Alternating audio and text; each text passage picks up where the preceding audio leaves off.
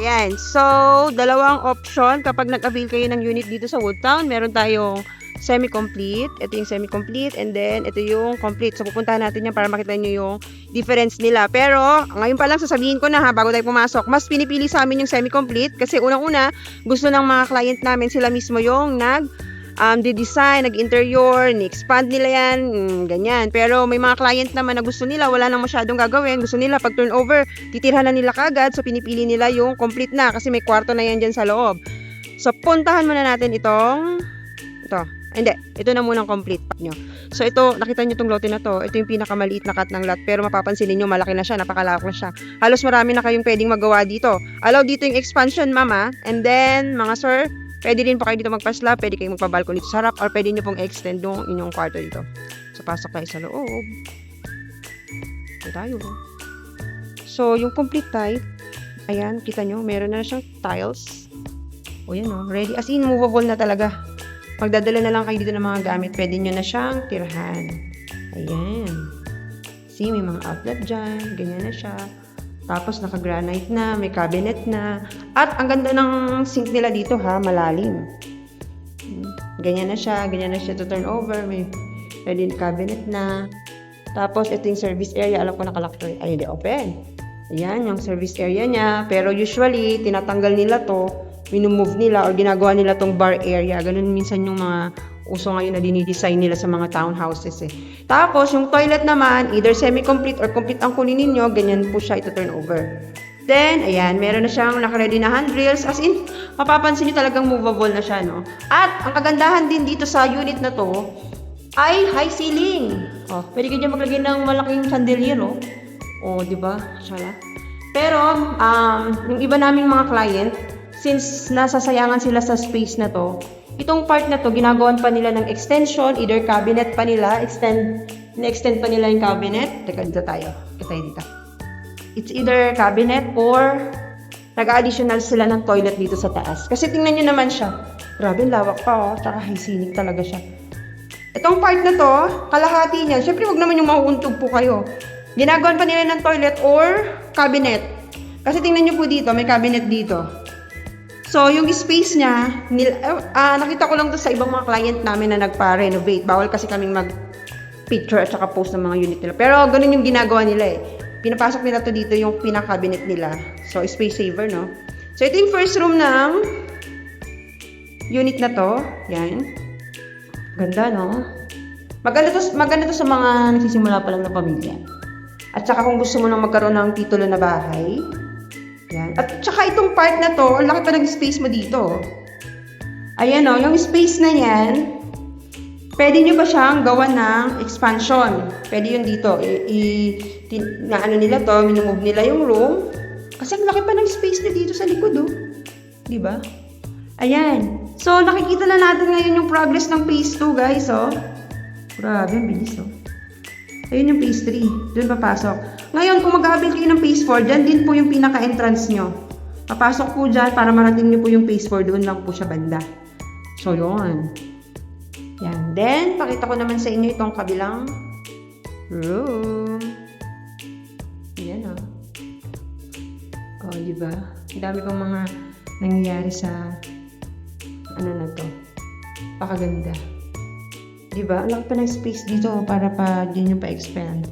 Yan. Ayun yung pinaka-main gate na entrance ng Woodtown. So, ipakita ko naman sa inyo ang semi-complete. Napaka strategical ng location na to kasi paglabas mo pa lang dyan, meron ng may palengke dito sa Dasma. Mayroon din sariling talipapa. So, ito naman yung pinaka semi-complete. As tulad na sinabi ko kanina, mas pinipili to ng mga client namin. Yan. So, as you can see, pag sinabing semi-complete, as in, hubad pa siya. I mean, hindi naman na hubad na hubad. Kasi may naka-coating na, naka-first coating na yung kanilang wall. So, meron na siyang first coating. Tapos, ayan, wala lang siyang tiles. Tapos, kanina, ready na yung sink. Ito, ganito lang siya ito turn over na sink. So, walang cabinet. Yan. Ganun pa rin naman, nandito yung service area. Yan. Ito yung toilet. Toilet din nagbago, no? May tiles na rin siya. Parehas lang din siya na semi-complete. At ayan, wala siyang wood planks, wala rin siyang handrails. So, puntahan natin. At, ayan.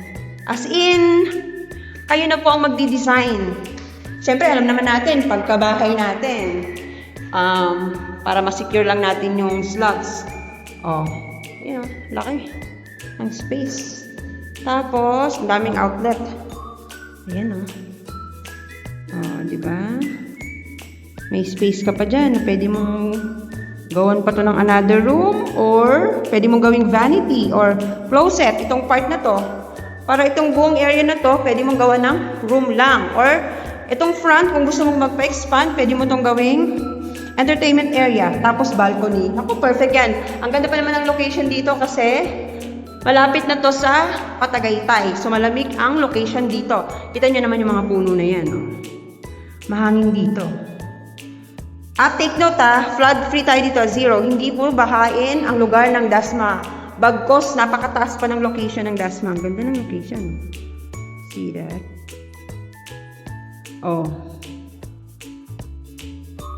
Talagang perfect ito sa mga family.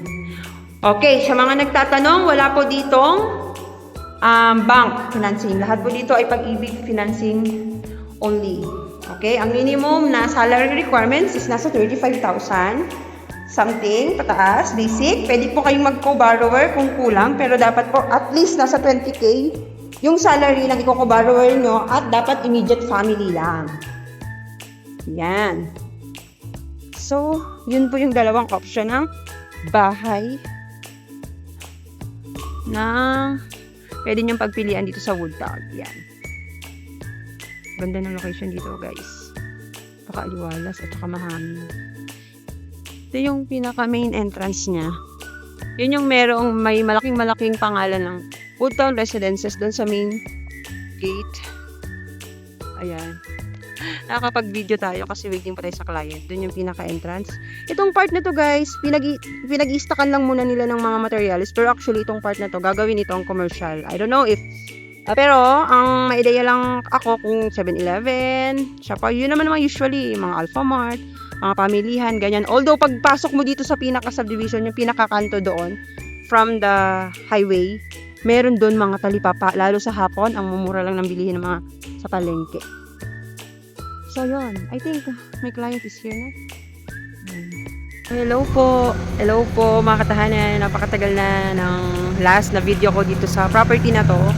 Okay, ngayon i-update ko kayo kasi okay, nandito tayo ngayon sa Woodtown. Today is June 2, 2026. Okay, kung pinapanood niyo yung mga previous videos ko, ang tagal na siguro, no? Ang dami nang nangyari dito, tsaka progress. You know, yung mga, ayan, that's, phase 3. Sold out na. And then, yung huli namin binibenta is yung sa phase 2. Tingnan nyo, ganun siya kabilis. Di ko lang kung nakikita ba. Ayan o, nagro-road widening na siya. Sold out na rin po dyan. Bali, ang for sale at available namin ngayon ay nasa phase 4. Ayan, i-flash ko sa screen kung saan banda yung phase 4. Phase 4, likod niya is yung phase 4A. So, yan yung mga available natin. Pero, ang alam ko dyan, ang updated natin ngayon nasa block 18 ang available. So, ilan na lang units ang mga available dyan. So, pwede ba kayong humabol? So, ayan, ito yung ating model house. Quick review lang, ulit. Ang pinaka-typical, ibig sabihin ng typical, yung pinaka-smallest na part ng lote natin dito ay 46 square meter lot. So, ito yan. Ito yung typical. Sabi ng iba, ito kung kasali daw ba itong naka-landscape na yan. Hindi pa yung kasali naka-landscape Kapag po tinurn over, ganito po siya. Ganyan. Naka-clean cement yung pinakasahig. So, puntahan natin ito. So guys, kung may questions kayo at gusto nilang magpa-tripping dito sa location na to, message nyo lang po ako. Nandyan po sa screen yung aking account number, Viber, and then my personal number, WhatsApp number nandyan. And also, mas maganda rin po kung i-direct message nyo po ako din sa Facebook para mismo ako po yung ma-message ninyo. At schedule natin yung inyong appointment dito sa Woodtown Residences. Yan. So, anong benefits kapag nandito ka nag-avail? Malapit po to sa St. Francis Academy, sisterhood ng Lasal. And maraming school. And then, sinabi ko lang yung pinakamalapit kasi bungad lang kasi talaga siya. So, may public school dito ng Dasmariñas, Langkaan. And also po, Talipapa, Palengke, nandito malapit na. Saka ito, yung sinabi ko kanina, magkakaroon dito ng ano. And, ang nearby landmark dito is yung Robinson Mall. Robinsons Mall, tsaka SM Dasma. So, yun. So, nandito na lahat. Talagang ikaw na lang bahala kung paano nyo po i-design yung bahay ninyo. kagandahan kasi affordable pa siya. Siyempre, every year naman tumataas yung presyo ng bahay. So, magandang location niya, strategical kasi nandito na lahat. Perfect sa mga family, lalo na yung mga nagsisimula pa lang din. Okay to. So, yun ang masasuggest ko. So, yun. Para maging kapitbahay tayo kasi perfect.